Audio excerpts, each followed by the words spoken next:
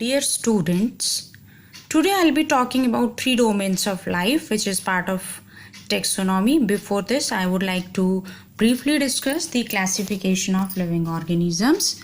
Now, classification is a method of arranging and grouping of organism into various divisions. If you look at the earlier method of classification, this method was based on few characteristics like if the organism moves, then it is classified as animal. If it cannot move, then it is classified as plant. If you look at the animals, further divisions are based on few other characteristics like if the animal is egg laying, then it is called oviparous. If it is giving birth, then it is called viviparous. Similarly, in case of plant, for example, habitat is the basis. Then if it lives in water, is called aquatic plant, and if it lives on land, then it is called terrestrial plant. Then comes another three system of classification, which was artificial, natural, and phylogenetic. Now these systems again were based on characteristic. Now overall characteristic were under consideration. The artificial system was based on few morphological characters, whereas the natural system was based on number of characters such as biochemistry, physiology, anatomy. All these characteristics were considered. So the phylogenetic system of classification was based on the evolutionary aspects. Okay, so this was a very brief history of how the classification started. You have to find out what is the need of classifying all the living organism. If we don't classify, then what? Now let's start with the three domains of life. This is the most accepted, you can say, theory, and this here the classification is based on the evolution. So we also say it is also so called as phylogenetic basis of classification, which is based on the evolutionary relationship between the organism. This was proposed by Carl Woese in 1990. Now, if I define the domain over here, domain is the highest taxonomic rank in the hierarchical biological classification. If you look at the phylogenetic features, because since the system is based on the phylogeny, so what are the phylogenetic features that were considered to form the three domains of life theory? Now the first is the RNA, which is ribosomal RNA. The second is the structure of lipid membrane, that is the cell membrane. Actually cell membrane is made up of lipid. And third is the sensitivity to antibiotic. Now we are going to discuss one by one what are these things. Now let's understand the RNA first. Now what is RNA? RNA is ribonucleic acid. And what is rRNA? rRNA means ribosomal RNA. This RNA is present in the ribosome. You know ribosomes are cell organelles, and main function of the ribosome is to carry out the protein synthesis for the cell. Okay. Now if you look at the almost similar type of RNA is present in all the cells, that is if you consider cell of bacteria, protists, plant, prokaryotes, eukaryotes, therefore it is assumed that this structure has not undergone much changes with time. See over here, if you look at the DNA, every generation the DNA changes in the next generation, some amount of DNA. Okay, so it is not that stable. If you look at the other RNA, even they are not that stable. But if you look at the RNA, it has not undergone change since time, means since the time of evolution of the cell. Okay, so by comparing similarities and dissimilarities, you can find out the relation between organism and their evolution history. If suppose you find some changes in this rRNA, means there is some lineage that has evolved. Okay, so that's why it forms the evolutionary basis. Now you have to find out how RNA differs from DNA in their structure and function. This is something you have done already in the previous classes. So try to find out as many as differences you can. Now let's understand what is lipid. Now lipid is actually biochemically composed of fatty acid and glycerol. Now what is fatty acid? They are the organic acid which contains long hydrocarbon, you can say, chain and carboxylic group, which is COOH. Glycerol is a kind of alcohol. So combination of this forms the lipid. The cell membrane actually it is made up of lipid, but the arrangement of lipid layer varies in different cells. How the lipid is arranging itself, that varies. Again, the composition of lipid also varies depending on the type of fatty acids present in it. So it may, the cell membrane may not covered by cell wall. Okay, usually the lipid is present in the cell membrane, and this cell membrane which is present in all the living organism is many times covered by cell wall. We will see in what all condition it is covered by cell wall. Now let's understand cell wall. Cell wall is the outermost layer or covering in three types of cells. One is bacterial cell, fungi and plant.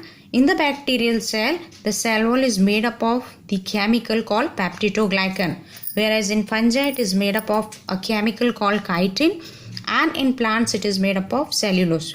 Basically peptidoglycan, chitin, cellulose, they are all polysaccharide.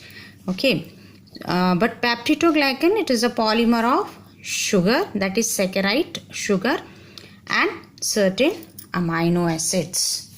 Now we will see what is antibiotic sensitivity.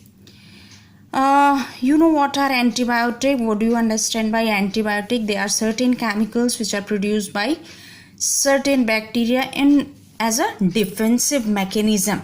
Okay, you can read more about them. Now these antibiotic,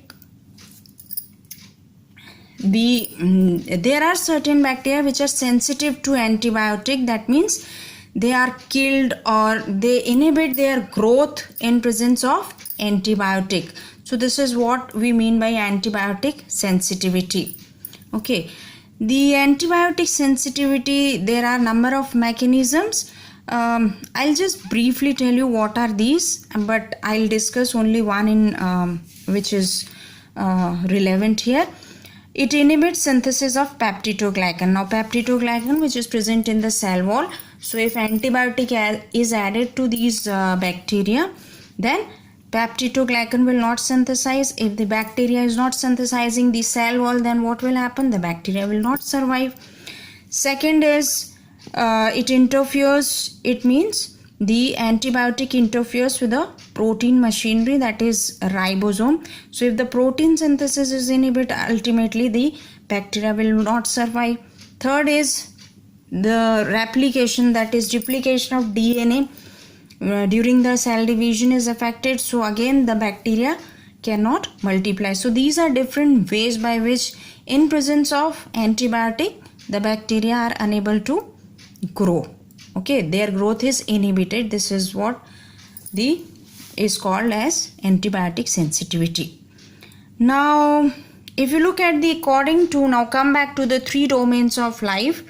Now what three domains of life theory of classification suggest? It suggests that the three different domains have arise from a single, you can say, ancestral cells. This cell is called archaeal prokaryotic ancestor cell. Now from these cells, three different types of cells have arose. One is archae domain, that is archaebacteria, eubacteria domain, eukaryo or eukaryota domain. Now if you compare them on the basis, because what was the basis of three domain of life? The basis was antibiotic sensitivity, rRNA and lipid structure. So we are going to compare these three features in three domains. The first is peptidoglycan, which is present in the cell wall. So it is not the feature of archaebacteria, where it is present in eubacteria, and then Again, peptidoglycan is not present in eukaryota. Okay. Then next is the sensitivity of antibiotic. If you look at archaebacteria, they are not sensitive. No peptidoglycan, so they are not sensitive, means not killed by antibiotic, whereas eubacteria are sensitive. Eukaryota, they are sensitive to certain antibiotic. It is not compulsory that a particular bacteria has to be sensitive, or particular organism has to be sensitive, or particular, you can say, cell has to be sensitive. It may be sensitive to one particular antibiotic and may not be sensitive to some other. So it depends on the type of organism, and it also depends on the type of antibiotic. Then if you look at the cell membrane, so which is made up of lipid.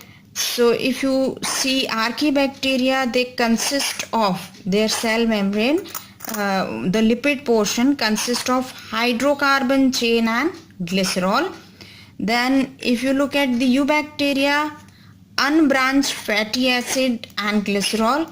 And if you look at the eukaryota, the arrangement, it differs here because lipid is present in combination with the protein. So there exists protein lipid sandwich structure, which is called trilaminar structure. If you look at the type of cell, archaebacteria are prokaryotes, eubacteria are prokaryotes, and eukaryota are eukaryotes. If you look at the rRNA, all have unique RNA. Unique RNA means the rRNA of archaebacteria is different from the other two, that is eubacteria and eukaryota. Similarly, eubacteria rRNA is different from other two. Now, what is the difference feature here? Actually, the sequence of bases which are present in rRNA, they vary in these three. So that's why they are unique. The sequence only is different. The next is habitat. If you look at the archaebacteria, they survive under the extreme condition. They can tolerate extreme salt, and they can tolerate extreme temperature. If you look at the eubacteria, they are present in moderate, you can say, habitat, not very cold, not very hot. And if you look at the eukaryota, then they are also present in the moderate, you can say, habitat with the moderate condition. If you look at the example, in the archaebacteria, all archaebacteria come, they are methanogens, halophiles, thermophiles. In eubacteria, all cyanobacteria, gram positive, gram negative, they are the examples. If you see eukaryota, all other, that is protists, fungi, plant, animal, they are part of eukaryote. So here I complete the 3 domains of life.